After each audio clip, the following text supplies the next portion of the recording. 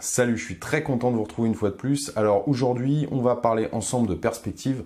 Je sais que la perspective, ça fait peur à beaucoup d'entre vous parce que y a un aspect technique, il y a un aspect géométrie dans l'espace, il y a un aspect tridimensionnel qui fait peur, qui peut faire peur.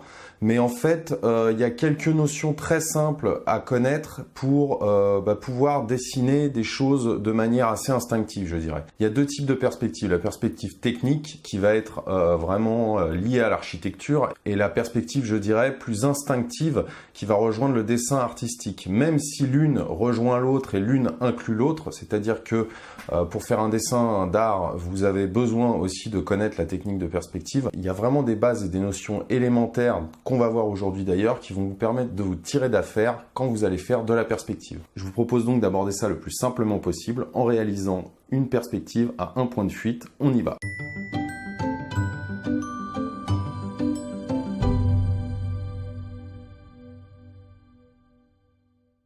Donc là, j'ai tracé ce qu'on appelle une ligne d'horizon. Le ligne d'horizon, c'est ce qui va séparer le ciel et la terre, et c'est ce qui va déterminer le niveau de notre regard, c'est-à-dire du regard du spectateur. Ok ? Je vais tracer un point de fuite sur cette ligne, et puis à partir de ce point de fuite, c'est très pratique parce que je vais tracer des lignes de fuite. Donc peu importe leur écart et leur inclinaison, d'accord ? Je vais les faire partir tout simplement comme ceci, comme ceci. Et puis voilà, je peux déterminer une hauteur. Comme ça par exemple. On va voir ça plus tard. Ok ? Donc là j'ai différentes lignes de fuite. Et je vais commencer à tracer. Il faut bien que vous reteniez le principe de la perpendiculaire à la ligne d'horizon. C'est-à-dire que vous devez avoir des angles droits. Voilà, et couper cette ligne perpendiculairement, cette ligne d'horizon perpendiculairement. Ce qui va vous permettre ensuite, après avoir tracé cette première droite, d'en tracer une deuxième qui va être parallèle à la première et toujours perpendiculaire à la ligne d'horizon. D'accord ? Vous pouvez ainsi de suite reproduire ça en gardant bien la hauteur, en vous basant sur les lignes de fuite pour garder la même hauteur de bâtiment. D'accord ? Hop. Voilà. Là, vous avez une troisième parallèle aux deux premières et perpendiculaire à la ligne d'horizon. Ok ? C'est bon pour le principe. Là, pour fermer le bâtiment, le premier bâtiment, eh bien, je vais créer une parallèle à la ligne d'horizon. D'accord ? Qui va me permettre d'obtenir tout simplement de déterminer, voilà, la base. Elle pourrait très bien passer par ce point de fuite. Et voilà. Et j'obtiendrai une structure de premier bâtiment. Alors je peux tracer effectivement une autre ligne de fuite comme ceci pour déterminer une hauteur de toiture. Ok ? Voilà, là je trace une première droite, puis une deuxième parallèle à la première. Là vous voyez elle est un peu inclinée. Mais je vais obtenir une toiture. Ok ? Et là j'ai plus qu'à la refermer. Donc vous voyez, ce sont des principes très simples, mais qui vont vous aider à construire, et à construire justement dans l'espace. Hein. Là ensuite, comme j'ai ma parallèle, je peux la prolonger pour faire un bâtiment un peu plus large, un peu plus épais. Et là, même chose, perpendiculaire à la ligne d'horizon et parallèle aux autres. Principe hyper important. Et puis là, je construis. Voilà, je peux construire comme ça. Je fais une toiture. Je trace une autre parallèle à celle-là et à la base, d'accord ? Donc à peu près, hein, si vous êtes dans le croquis, voilà, il faut que vous soyez visuellement capable de déterminer ces tailles de bâtiments. Et puis là, je prends toujours appui sur mon point de fuite, mes lignes de fuite. Hein. Voilà, là je détermine la hauteur et je peux déterminer encore, un autre bâtiment dans le fond, par exemple. Voilà, qui va être petit, voilà, qui va former un autre petit bâtiment de la même façon, hein, en exploitant toujours ce fameux principe des parallèles et des perpendiculaires. D'accord ? Là, je vais ajouter par exemple un autre élément, voilà, sur le même plan ou un plan un peu plus lointain, un peu plus reculé. Là, je peux décider par exemple d'avoir un arbre là. Ok, voilà mon croquis d'arbre.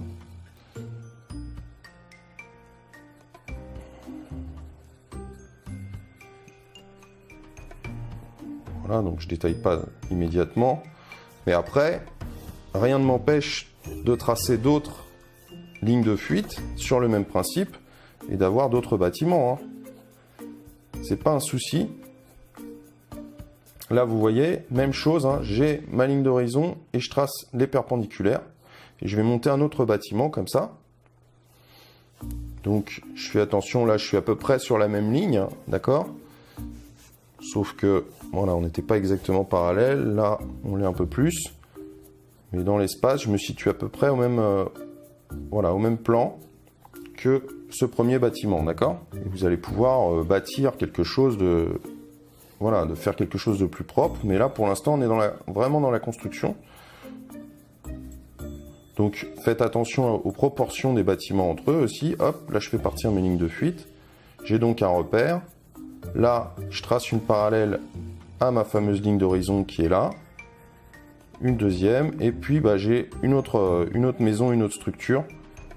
Je peux utiliser le même principe pour la prolonger dans l'espace.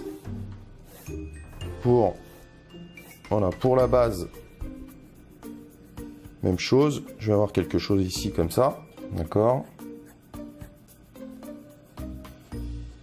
Voilà, et puis là, je fais partir, voilà, en imaginant une ligne de fuite, hop, pour déterminer le haut de la toiture. Et puis là, j'imagine une maison un peu plus petite dans le fond. Et tout ça s'articule assez rapidement, vous voyez, j'ai quelques notions de perspective. Vous n'avez pas besoin d'être... je peux même monter un clocher comme ça. En me basant sur cette ligne de fuite plus haute, et je peux déterminer un clocher. Voilà, là j'ai une parallèle à ma ligne d'horizon, toujours. Mon clocher étant là. Hop, je décide voilà, de monter mon clocher de la même façon. Ok. Et là, j'ai une parallèle à cette ligne de fuite pour avoir le côté de mon clocher. Voilà, qui lui serait plus lointain, donc on est à peu près comme ça, d'accord? Et là, j'ai bien un clocher en perspective. Tout ça, ce sont des petits éléments ensuite que vous pouvez décider, choisir. Donc là, j'aurais par exemple une rue là sur ce plan-là, d'accord? Et puis après, on peut imaginer, alors effectivement, après, ça se complexifie avec d'autres points de fuite, mais je voulais vraiment vous montrer cette technique, que je vais reproduire d'ailleurs ici, vous voyez. Je voulais vraiment vous montrer cette technique de point de fuite, d'unique point de fuite surtout. Perspective à un point de fuite, et voilà, de la même façon, je trace mes perpendiculaires, je fais bien attention au parallélisme de ces perpendiculaires entre elles, là. Hop, là, c'est une parallèle à la ligne d'horizon qui se trouve ici. Là, je mets une autre parallèle, hop. Ensuite, je trace une autre ligne de fuite, par exemple là, ok. Ce qui va me donner une hauteur de bâtiment.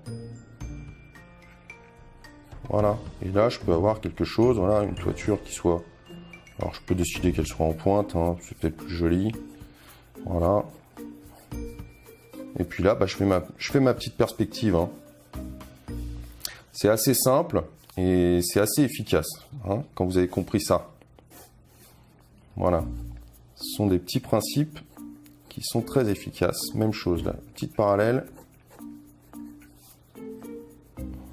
Voilà, je reviens tracer une autre maison, un autre bâtiment. Là, attention, je fais bien attention à rester parallèle à ma ligne d'horizon.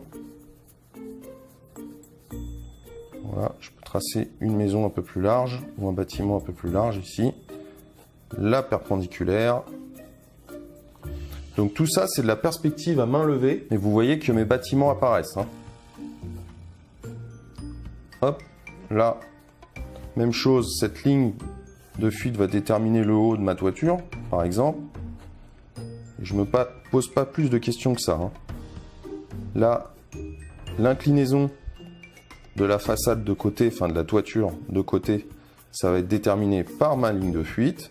Et j'ai plus qu'à rejoindre là pour avoir voilà, les deux points pour avoir la bonne perspective. Donc là, je suis bon. Voilà, là, je suis pas mauvais. Voilà, j'ai mon village qui va apparaître. Alors, sur le même plan que cette maison, on peut prolonger la droite là en étant voilà, à peu près parallèle à la ligne de fuite, et puis je vais construire autre chose, d'accord? Toujours sur ce principe-là.